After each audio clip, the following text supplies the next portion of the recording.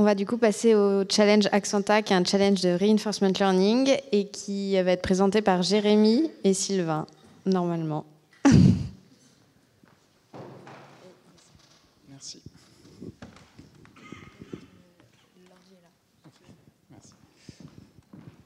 Donc bonjour à tous. Donc, je suis Jérémy de l'entreprise Accenta et avec mon collègue Sylvain. Donc on va vous présenter le challenge d'apprentissage par renforcement que nous vous proposons cette année.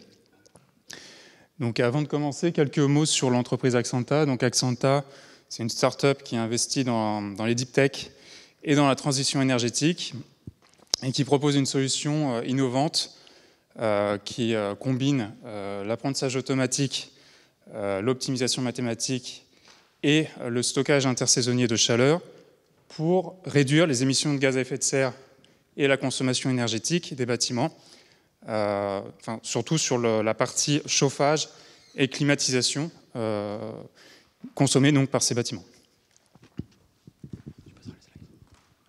Donc, bonjour à tous et bonjour à toutes.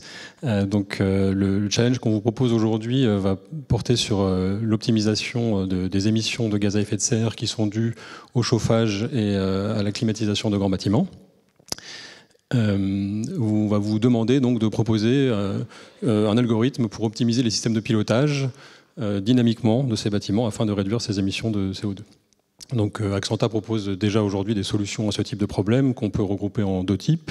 Tout d'abord, vous avez la mise à disposition de systèmes de chauffage, de systèmes de stockage qui vous permettent de produire de la chaleur, mais aussi de la stocker et de la consommer de façon optimale et dynamique en fonction des conditions. Et la conception d'algorithmes de pilotage optimisés qui vont reposer sur des modèles prédictifs afin de proposer des solutions qui soient adaptatives et adaptées à chaque bâtiment considéré.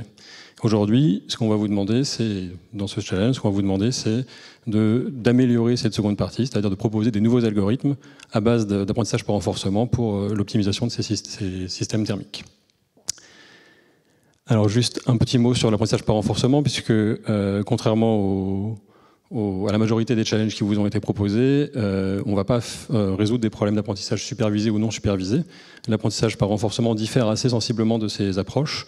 Votre objectif ne va pas être de créer un algorithme capable de générer des échantillons aléatoires sous une distribution complexe, mais va être de générer un agent qui va prendre des décisions séquentielles.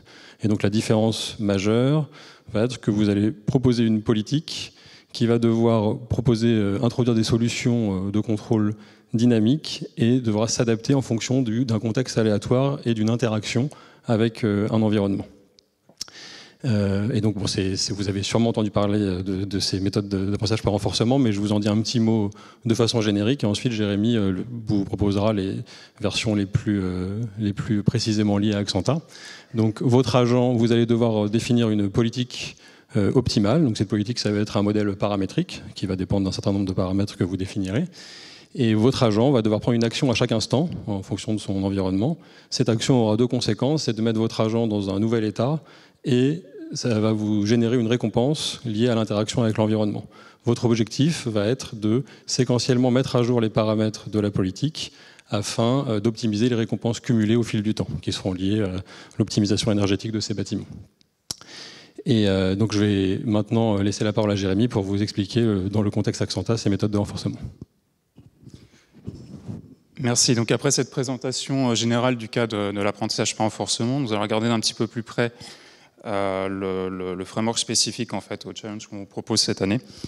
Donc cette année, on vous propose d'entraîner une IA, donc votre agent, à piloter un modèle numérique simplifié du système thermique bas carbone Accenta, de sorte à maximiser plutôt son efficacité et minimiser sa facture énergétique. Donc pour ça, à chaque pas de temps, pour prendre les décisions, votre agent en fait, aura à sa disposition un certain nombre d'informations, notamment les conditions météo locales au bâtiment. Donc évidemment, cette information est très, très importante, car la quantité de chaleur à produire pour le bâtiment dépend évidemment directement de la température qu'il fait à l'extérieur. Et vous aurez aussi à disposition donc, les prévisions météo pour les prochaines heures à venir, donc pour anticiper ce qu'on devrait faire pour produire efficacement la chaleur. La quantité de chaleur dont a besoin le bâtiment à l'instant T pour respecter le confort thermique de ses usagers, le niveau de stock actuel dans le bâtiment, niveau de stock thermique actuel dans le bâtiment, et une information temporelle, donc la date et l'heure courante. Et à chaque pas de temps, donc votre agent aura plusieurs leviers à sa disposition pour piloter le système thermique, à savoir la quantité d'énergie produite avec chacun des équipements du système thermique disponible, sachant que chaque équipement a une efficacité variable en fonction des conditions courantes, donc conditions météo et besoins thermiques actuels, et que le choix de répartition de cette production aura bien sûr un impact sur le long terme. Autrement dit, les décisions qui sont prises au temps T impacteront l'efficacité de toutes les décisions futures.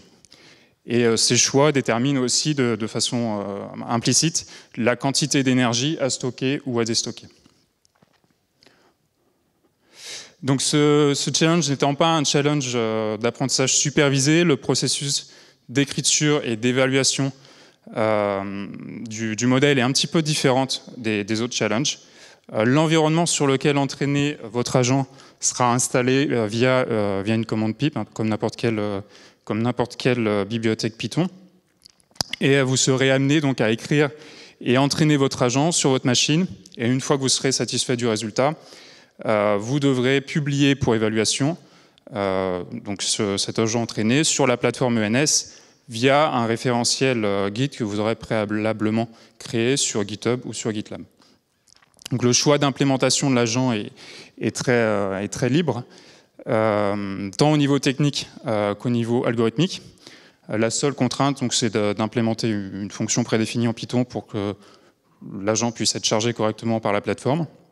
Mais tout ça, c'est expliqué donc, sur la page suivante.